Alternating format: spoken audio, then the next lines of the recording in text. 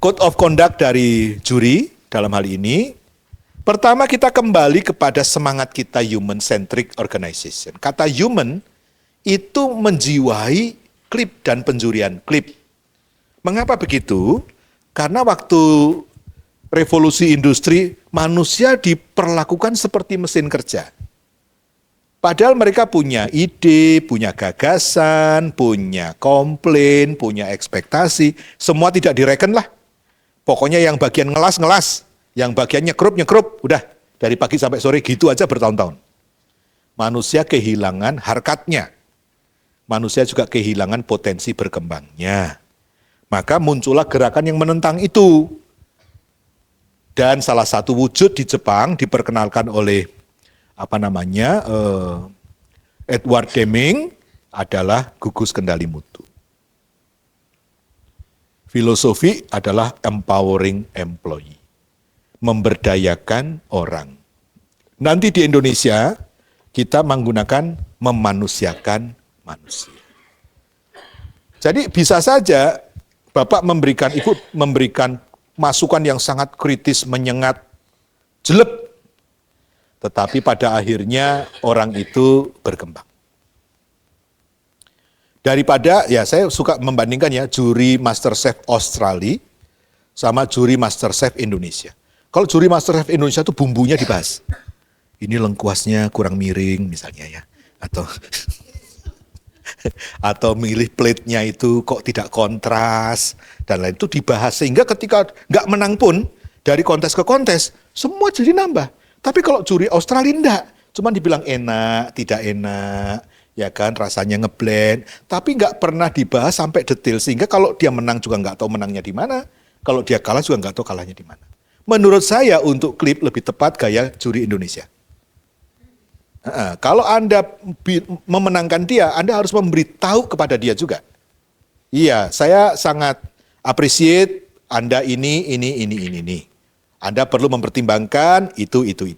Jadi dia akan tahu, oh saya menang ya, berarti karena yang di-appreciate itu. Oh saya kalah ya, berarti karena yang dikritik itu. Jadi memberikan petunjuk secara nice gitu. Oke? Nah yang pertama, gugus kendali mutu itu, kalau di sini mungkin apa di sini jadinya? Slim atau act? Slim juga. Act ya, 5-10 orang saja yang sukarela menyumbangkan pemikirannya dan seterusnya. Jadi tujuannya yang pertama Bapak Ibu sekalian, kalau mau human centric adalah pengembangan individu. Jadi orang itu ikut klip harus berterima kasih. Karena diberi kesempatan di sela-sela kerjanya untuk mengembangkan diri. Nah kalau ikut klip karena diancam oleh KPI, ya memang sih mereka akan bergerak juga. Dan tidak apa-apa juga awalnya begitu, tapi dari cara fasilitasi, dari cara penjurian, harus memberi bukti bahwa mereka lebih bermanfaat ikut daripada enggak. Maksudnya gini, kayak kita ngajarin anak gosok gigi, awalnya disuruh, lama-lama dia merasa tidak nyaman kalau tidak gosok gigi. Ya kan? Karena apa? Tanpa sadar dia sudah merasakan manfaatnya tuh. Jadi kalau mau tidur belum gosok gigi, dia akan gosok gigi. Setelah titik itu terlampaui. Nah, mencapai titik itu adalah tugas kita. Untuk membuktikan bahwa, loh ikut klip kan, kamu untung gitu. Udah dapat ilmu, dapat bimbingan, dapat kesempatan menang, ya kan? Dan eventually ini meningkatkan kualitas tempat kerja sendiri. Itu sebabnya, kalau masih berupa gerakan budaya, Bapak Ibu, targetnya itu yang merasakan manfaat pertama adalah harus dia sendiri. Jangan sampai begini, sudah saya kerjanya sibuk, disuruh ikut klip, mengerjakan 2 pekerjaan yang berbeda. Gak usah, ya klipnya diarahkan ke kerjaan dia aja. Jadi dia sambil kerja, sambil menikmati hasilnya. Gitu. Yang kedua, peningkatan kualitas proses dan hasil kerja dia. Siapa yang untung? Dia sendiri. Nanti PBK-nya akan membaik, karena dia sendiri membaik dalam kinerja, dan seterusnya. Nah, di step 4 baru muncul. Kalau gitu saya butuh klip gitu. Nah yang ini udah nggak perlu dikejar-kejar. Ya kan? Ada peningkatan rasa memiliki dan tanggung jawab dari proses.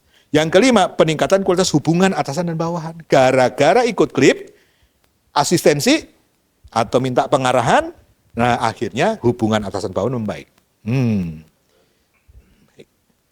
Yang keenam, peningkatan kemampuan pemecahan masalah sudah jelas. Yang ketujuh, mendapatkan saran-saran positif dari karyawan. Ini bagi atasan dan bagi perusahaan. Oke. Nah, pemilik proses yang paling tahu tentang proses. Maka kita berdayakan mereka untuk improve their proses. Ini masih dalam gerakan budaya. Nah, saya mau nanya, mau berapa tahun kita menjalani ini? Ya selamanya Pak, oke. Nanti sebagian dari ini kita arahkan ke yang kedua. Yang sudah kita bebani dengan tema for productivity, for efisiensi. Jadi lebih dekat ke kebutuhan perusahaan. Nah, tema yang ketiga betul-betul mandat dari perusahaan. Jadi sudah lebih dewasa dari yang ini. Ini kan mau karena merasakan manfaat untuk dirinya. Gitu kan. Kalau yang kedua 50-50. Kalau yang ketiga sudah murni itu kebutuhan perusahaan.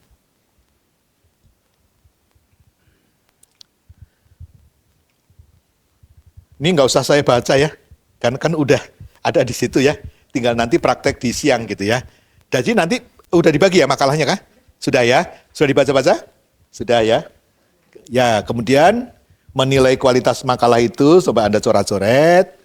Menyiapkan pertanyaan, ya kan, untuk nanti kalau dia presentasi, Anda sudah siap pertanyaan, lalu menjuri, ya kan, sesuai dengan Code of Conduct, membuat penilaian dengan form, nanti formnya juga dibagikan, memberikan umpan balik, apa yang masih bisa diimprove, menentukan peserta terbaik, nanti kebetulan satu saja menjurinya, jadi belum ada diskusi nomor 7, dan nomor 8 juga belum ada. Oke. Tapi nanti dalam praktek, Anda sampai nomor 9 tuh, sampai berita acara tuh. Ya kan, bahwa akhirnya memutuskan siapa yang menang. Menjaga kerahasiaan. Oke, ini tugas juri, and then kompetensi juri klip. Apa masalah dari nilai itu? Iya. Menurut Anda siapa yang benar? Yang 8, yang 6, atau yang 3? Lah, tergantung kriteria. Nah, kan gitu bisa terjadi di lapangan. Ya kan? Jadi yang pertama, kita pahami tujuan dari kompetisi ini apa. Anda boleh mengusulkan ini, apa ya tujuan kompetisi klip itu ya? Baiknya. Ya, boleh. Atau Anda memang mau mencari the best of the best. Ya kan bisa aja gitu. Nah sekarang ini kita masih menumbuh kembangkan. Oke? Masih memupuk, mencangkul, menyiram tahap ini agar dia tumbuh dulu. Nanti kalau sudah kuat, baru kita challenge buah-buahnya, kualitasnya. Ya kan, di situ mungkin kita lebih tajam. Okay. Kemudian juri sebaiknya juga memahami industri atau background dari. Nah, untuk penjurian antar perusahaan yang belum kita lakukan, tapi kami sudah melakukan untuk kesekian kali di perusahaan lama, itu sengaja dipilih juri dari berbagai perwakilan. Yang menguasai engineering ada, menguasai marketing ada, orang finance ada, HC ada, dan juri eksternal, tamu dari business school biasanya ada. Agar apa? Agar kita tidak puas diri, ada wawasan luar yang menarik kita untuk lebih.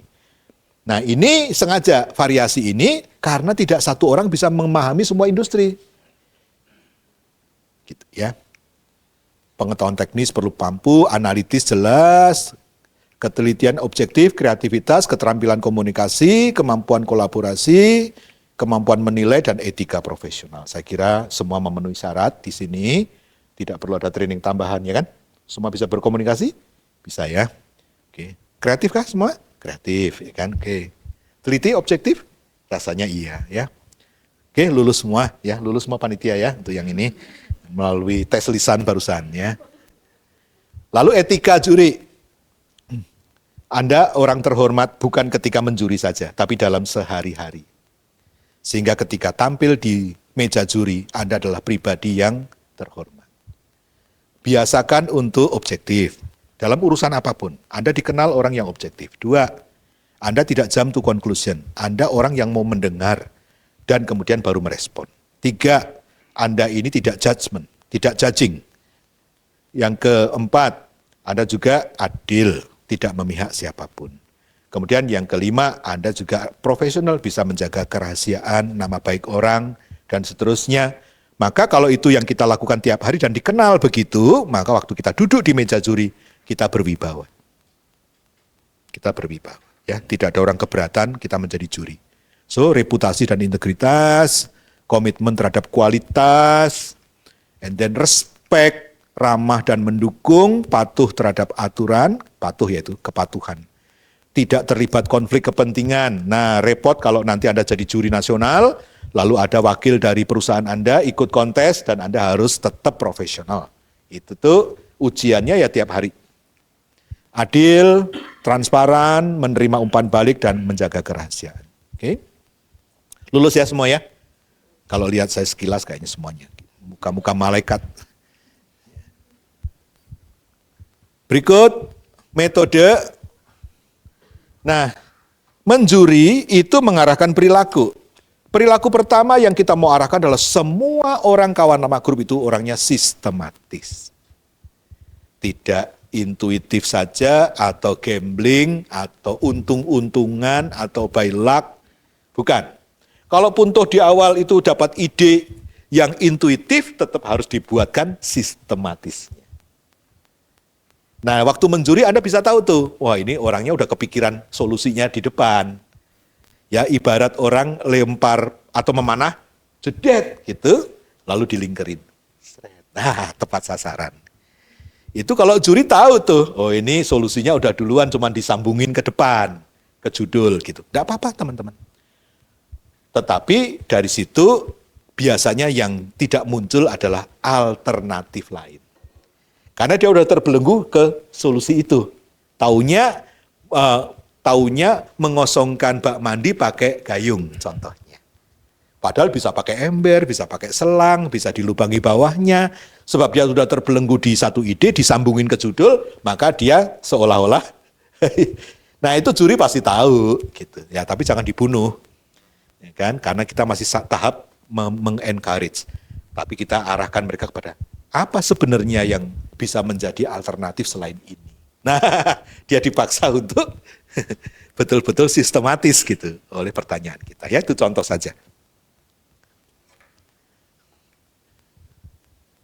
Nah yang pertama sistematisnya itu apa? Sederhana saja. See, do, get. Masih ingat ini ada di buku apa? Hah? Ada di bukunya Stephen Covey bukan? Ya kan? Seven Habits bagian depan.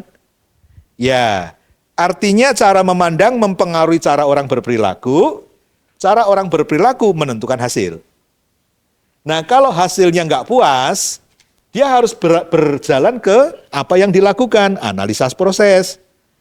Ketika dianalisa proses, dia menemukan sesuatu yang perlu diimprove, dia harus kembali ke belakang untuk mencari tahu kenapa prosesnya begitu, waktu itu mikirnya gimana.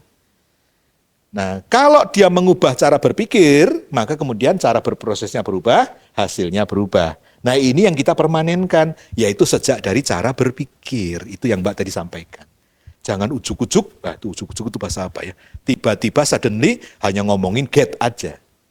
Tapi yang di-do apa sebenarnya dan kenapa begitu? Sebab ini akan kita standarkan. Kalau sudah jadi standar, maka akan sustain. Kan kira-kira gitu. Jadi di dalam klip itu muncul nilai-nilai yang luar biasa ya, seperti ownership, responsibility, choice. Kan dia bisa diem aja melihat masalah itu. Tapi kali ini dia ambil tindakan. Mungkinkah karena ada sense of belonging and ownership atau responsibility? Yang jelas dia make a choice gitu dengan ikut klip dan menyelesaikan sesuatu dan sampai tuntas dan membuat dia tambah pinter. Kan kira-kira begitu. Jadi silakan nanti juri untuk menjuri sampai kepada pola pikir. Karena yang harus berubah itu pola pikirnya. Nanti akan ngikutin tuh perilakunya. Sampai kepada hasilnya. Ya, silakan dieksplor sampai ke sana. Yang kedua, nah, jadi saya kembali pakai contoh Mbak tadi, Mbak Farida. Jadi kita nggak bicara kasus per kasus. Tapi kita sedang berbicara tentang pola kerja yang baik. Mungkin muncul kasus 1-2, tapi tidak perlu mengubah pola kerja sebab itu hanya kasus. Tapi kalau kasus yang sama muncul di mana-mana, jangan-jangan pola kerjanya memang salah. Jadi kita langsung nyelam di bawah permukaan air, bukan ngomongin simptom, tapi ngomongin sistem, ngomongin SOP, ngomongin policy yang memicu perilaku tersebut. Sebab perilaku itu ternyata ada di mana-mana, bukan kasus 1-2 saja. Gitu. Ya, jadi teman-teman bisa mendalami sampai segitunya. Ini kasus atau ini sejak dari sistemnya atau SOP-nya sudah begitu. Oh, ini sistemnya sudah begitu. Dan kemudian terjadi pemikiran yang sistematis. Ya. Yang kedua, kita mau setiap kontestan klik itu berpikirnya holistik. Meskipun dia pelaku proses di P, tapi dia juga memperhatikan input yang masuk ke tempat dia. Jadi ke proses sebelumnya dia cek, lalu kepada proses sesudahnya dia cek. Dan dia akan mengubah sesuai dengan area kerjanya. Mengapa dia tidak mengubah yang ada di I? Mengapa? Mengapa dia fokus kepada yang P? Dia nggak punya kewenangan. Dia hanya bisa ngusulin, I tolong dong, datanya masuk ke saya paling lambat tanggal 10, kalau lewat dari itu saya susah. Nah, dia hanya bisa minta kepada I untuk mengubah dirinya. Dan dia boleh menerima komplain dari O, bahwa O telah susah oleh karena perilaku dia. Dan dia mengubah P, bisa agar comply terhadap I, dan bisa memenuhi O. Kan kira-kira begitu. Maksud saya dengan memberikan ini, agar dia itu tidak hanya terbatas pada proses di diri. Dia merasa benar sendiri gitu. Contoh ya, wing to wing konsep, tahu? Jadi pesawat GE itu punya bengkel pesawat. Namanya GE Aircraft. Untuk maintenance pesawat. Nah kalau itu bicara Boeing atau jet, ya nggak usah menyebut merek, kan Bapak Ibu lihat mesin pendorong yang ada di sayap itu. Kalau itu perlu diservis, itu ternyata harus dicopot. So, wing off. Dikirim ke GE Aircraft. Setelah selesai diperbaiki, dikirim balik, tempel lagi. Wing on. Ya kan? Baru bisa terbang lagi. Kalau Anda pemilik jet, yang penting lead time yang mana? Karena GE Aircraft mengklaim bahwa proses maintenance sejak mesin datang ke bengkel sampai mesin keluar bengkel lebih cepat. Is it really matters for you kalau kamu yang punya pesawat?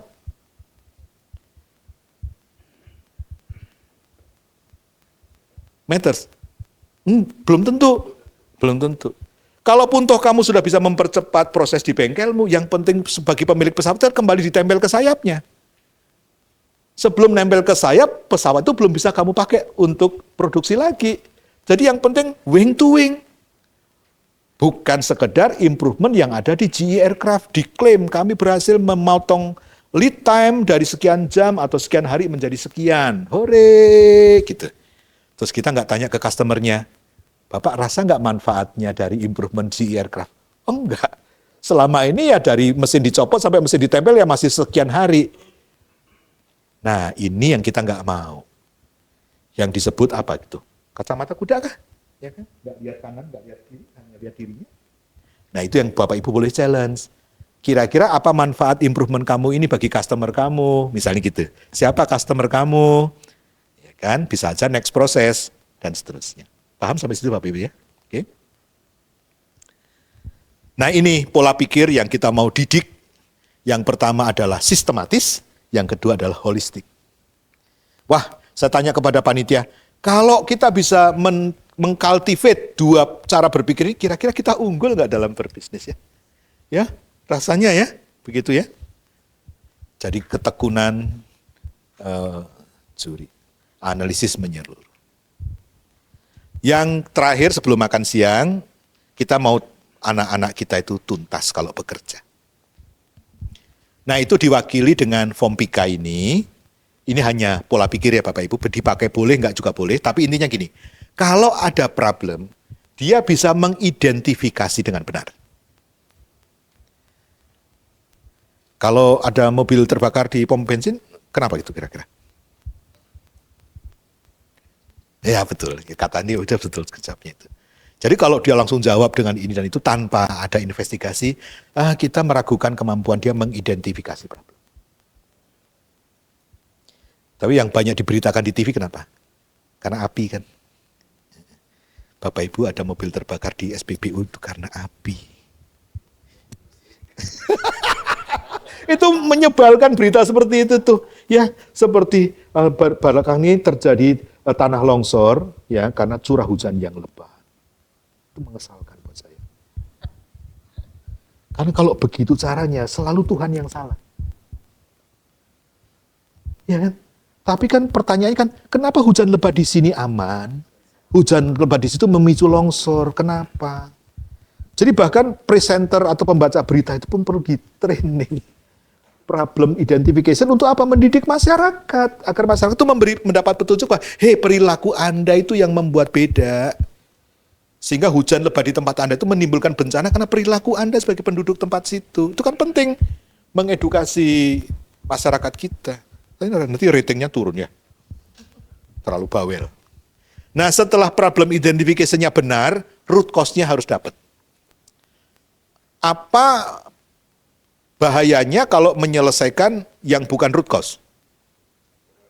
Ya hanya temporary, tidak tuntas. Nah itu yang kita nggak mau. Itu sebabnya koreksi yang temporary ditulis di atas. Nah prevention-nya yang tuntas ditulis di bawah. Bapak Ibu boleh bertanya begitu. Ini tindakan penanggulangannya apa? Ini Pak. Gitu. Kenapa? Ya kita kan dikejar waktu biar ini nggak merembet kemana-mana. Ya kan pokoknya settle dulu. Kan kalau di IR seringkali begitu. Yang penting settle dulu. Habis itu ditelusuri root cause-nya.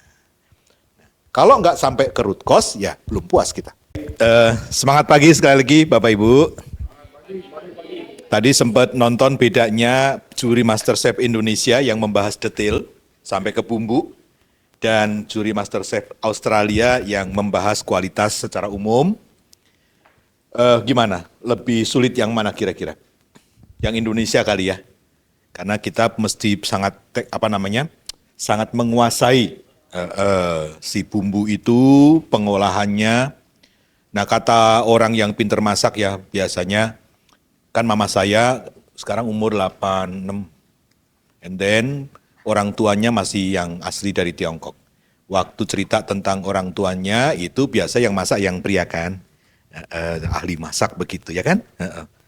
Aduh itu mau niru dipelototin bumbunya sama, urutannya sama juga rasanya bisa beda gitu. Apalagi urutannya beda, wah tambah ngaco lagi gitu kan.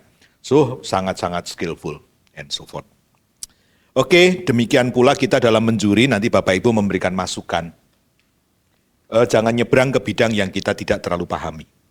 Nanti menjadi bahan olok-olok ya.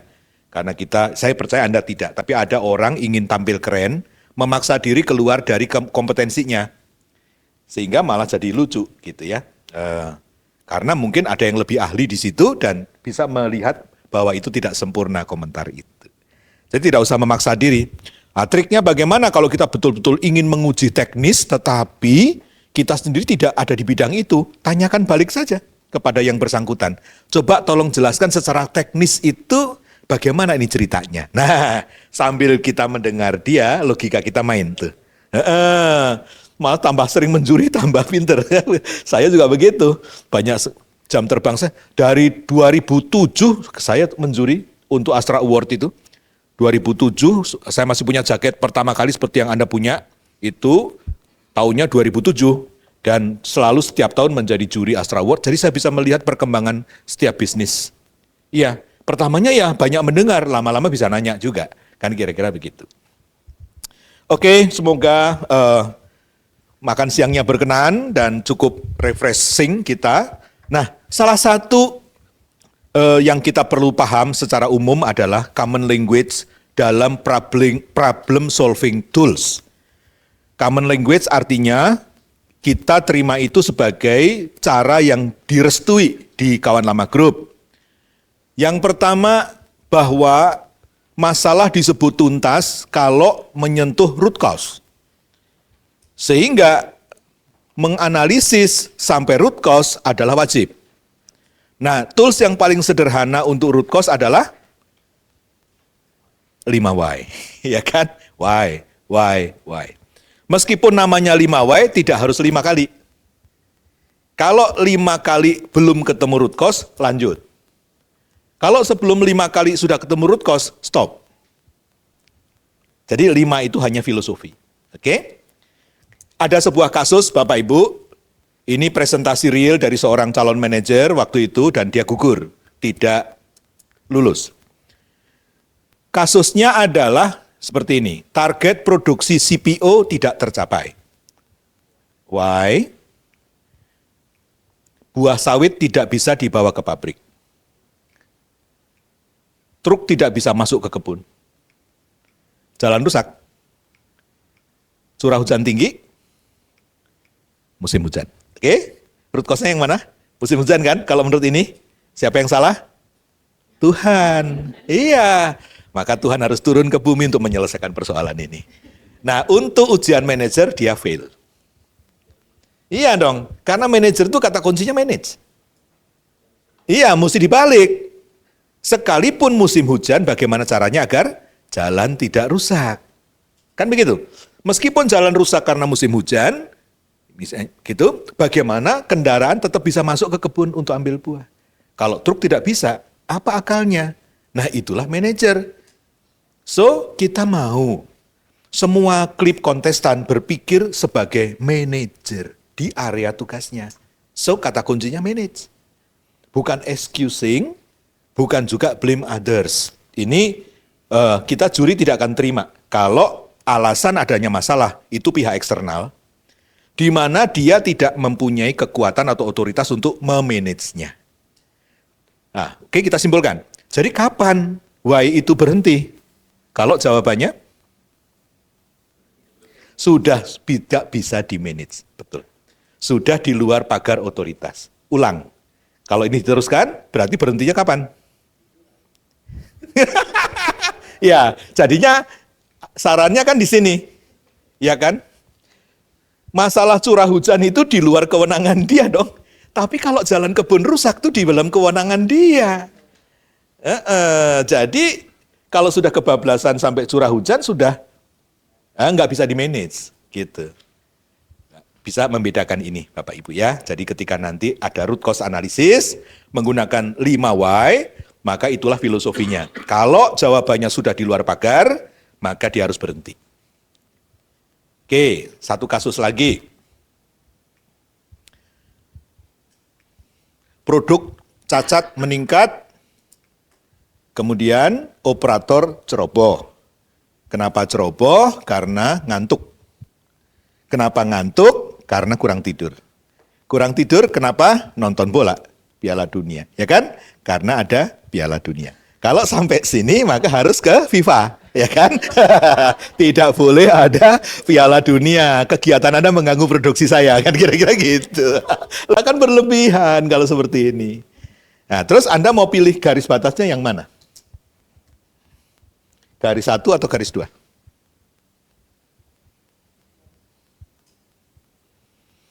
Kalau garis 1 artinya apa? Operator tidak boleh ceroboh, apapun alasannya. Oke? Nah, terus kalau dia ngantuk gimana? Ya pokoknya nggak boleh ceroboh. Nah, terus gimana? Ya terserah kamu. Kamu kan udah dewasa. Mau ngopi kek, mau olahraga kek, mau cuci muka kek. Terserah pokoknya kerja nggak boleh ceroboh alasannya apapun. Gitu. Nah kalau garis 2? Operator nggak boleh ngantuk. Nah, HRD boleh nggak melarang operator nggak boleh ngantuk?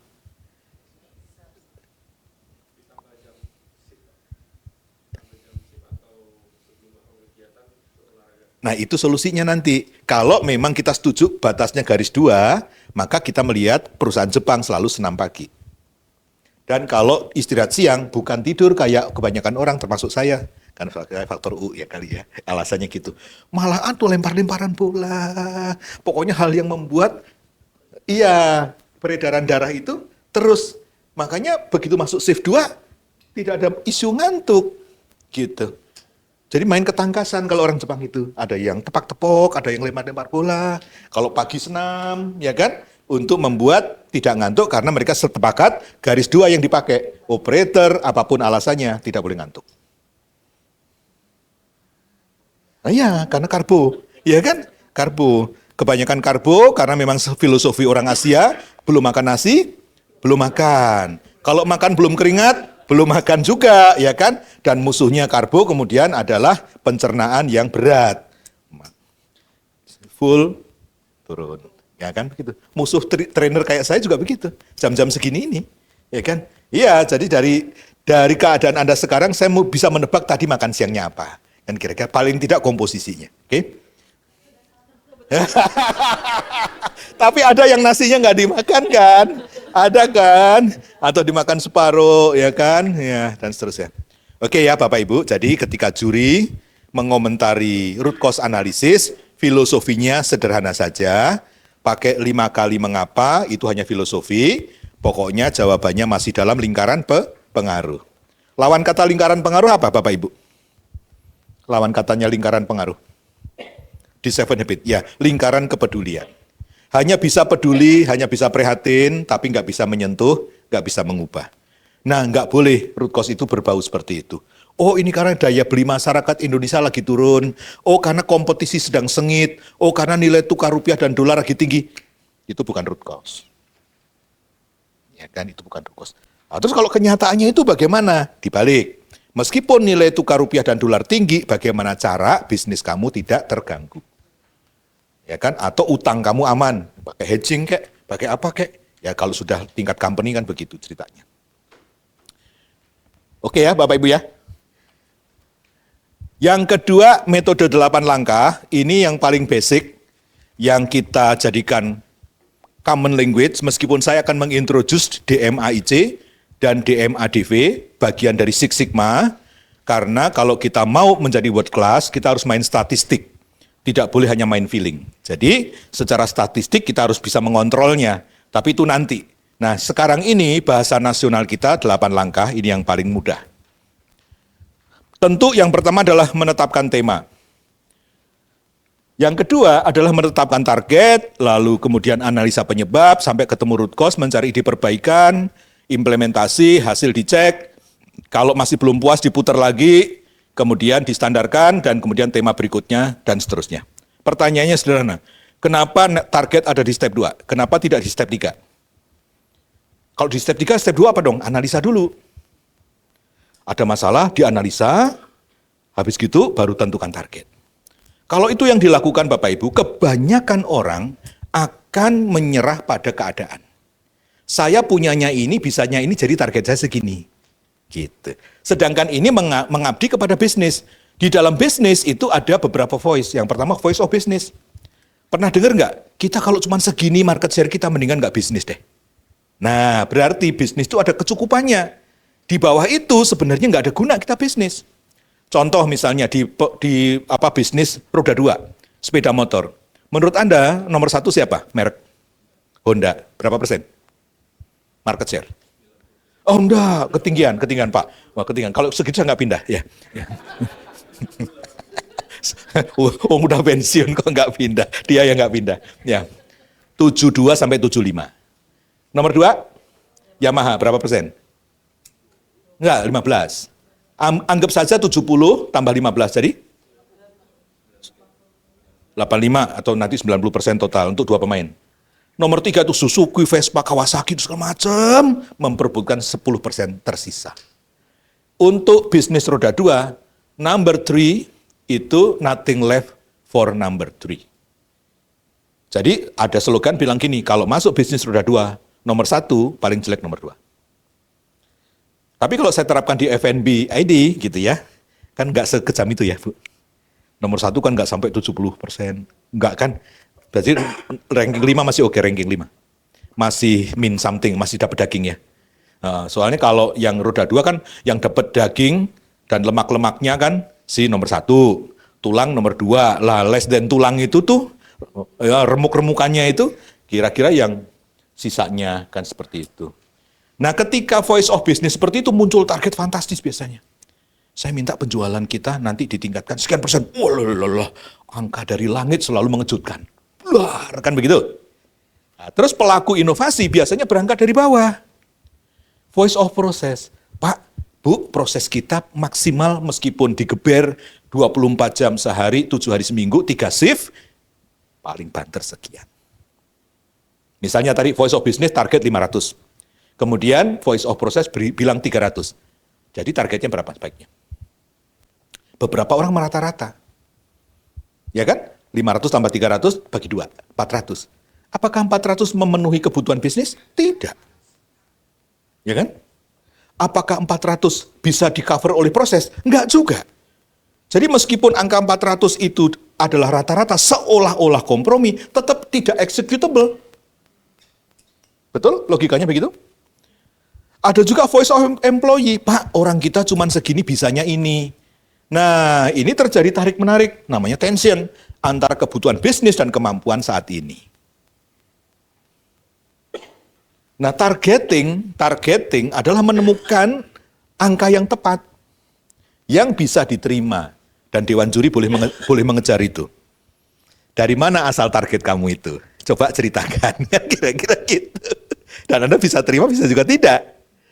Kalau ya Pak, manajemen minta 500, kami merasa sanggup 300, jadi untuk damai di bumi ya kami merata-rata jadi 400. Kan kira-kira gitu. Tidak bisa diterima.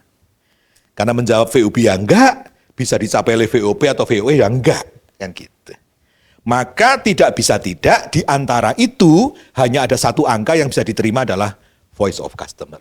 Customer Anda minimum butuh berapa? Jadi manajemen juga akan ikhlas turun asal meet customer needs. And then dari employee dan proses minta sponsor untuk naik meet customer needs also.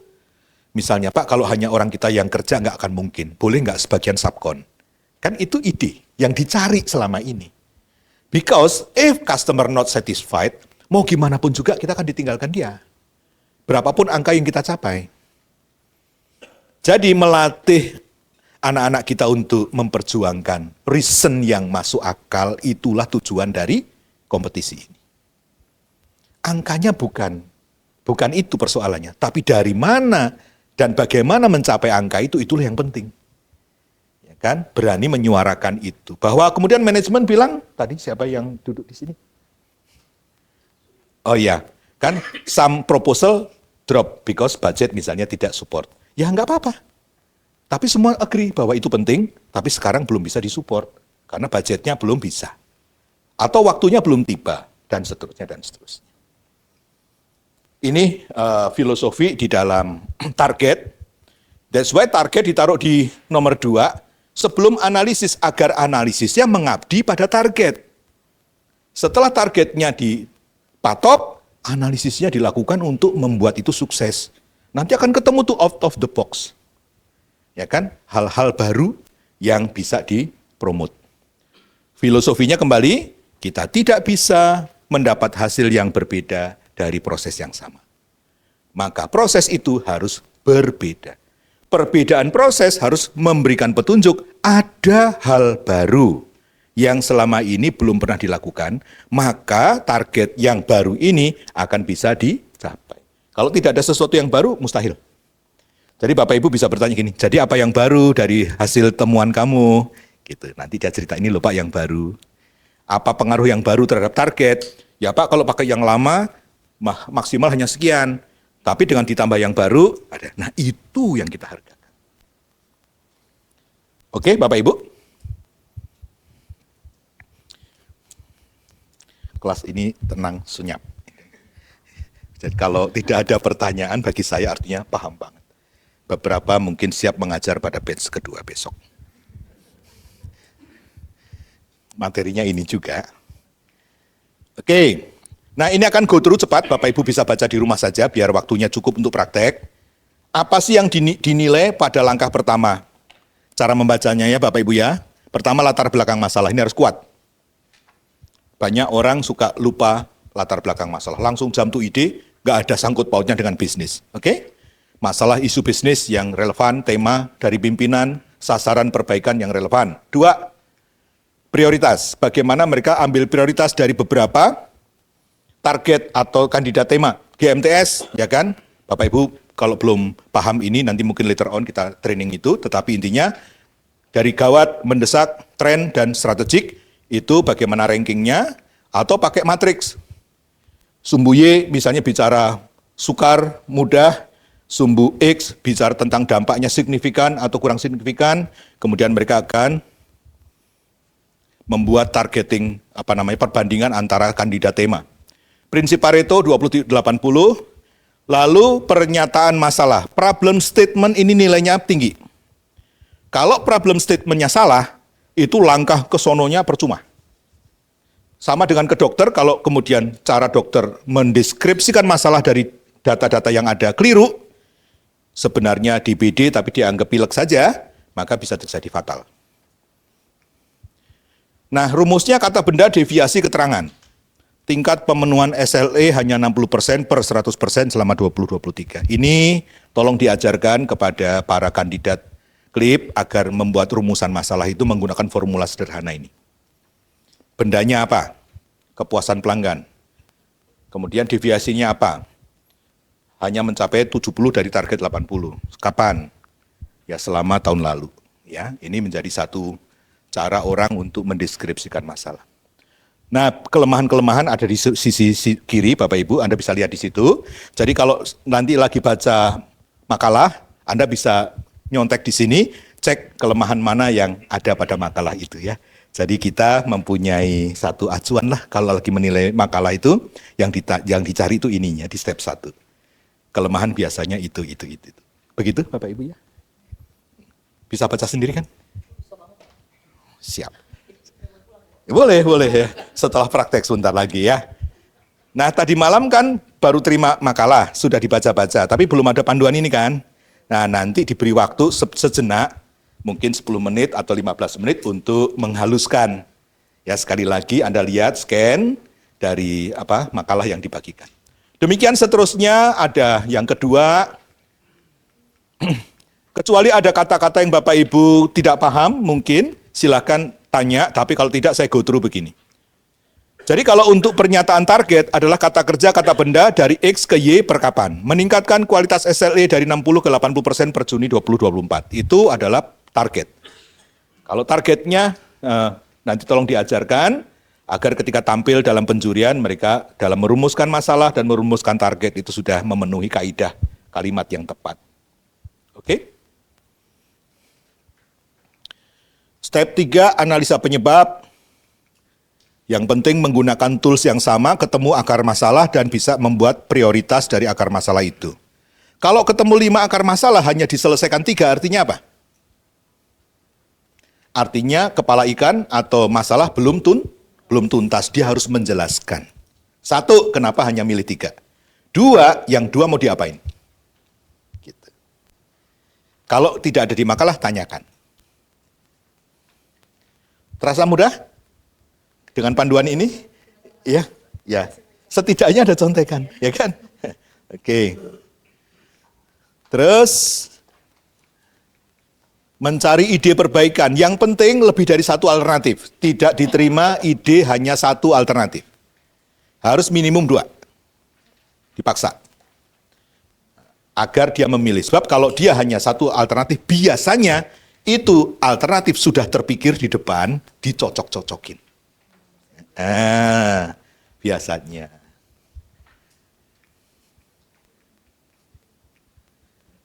Oke, dan yang kelima, implementasi. Ini yang penting, tertib 5W2H. Dia belajar menata eksekusi ide dan implementasi dengan baik. 5W2H-nya jelas pada implementasi. Hasil itu yang penting sesuai dengan rencana, kalau meleset PDCA-nya bagaimana? Mungkin dia hanya menuliskan hasil akhir, tidak menceritakan betapa susahnya dia mencapai itu. Mungkin 2 kali nyoba, 3 kali nyoba baru ketemu. Nah kalau Bapak Ibu ingin menolong dia, menceritakan bahwa ini tidak mudah, minta dia cerita. Ini sekali tembak atau percobaan 2-3 kali? Sebenarnya sih nggak mudah seperti yang tertulis sih Pak. Ada 2-3 kali saya nyobanya. Coba kamu ceritakan. Nah, dan dia ceritakan. Oke. Terus standarisasi ini yang penting sudah dibuat perbandingan before after. Kemudian dalam bentuk apple to apple, kalau flowchart ketemu flowchart, ya kan? Kalau diagram proses ketemu diagram proses, and then sudah disahkan. Dan sudah disosialisasikan. Untuk step ke-8, ide berikutnya. Nah, ide berikutnya itu bisa macam-macam. Bisa mengerjakan yang 2 tadi, karena yang ketemu 5, 3 digarap, 2 belum. Jadi continuing current idea, atau pindah ke ide baru.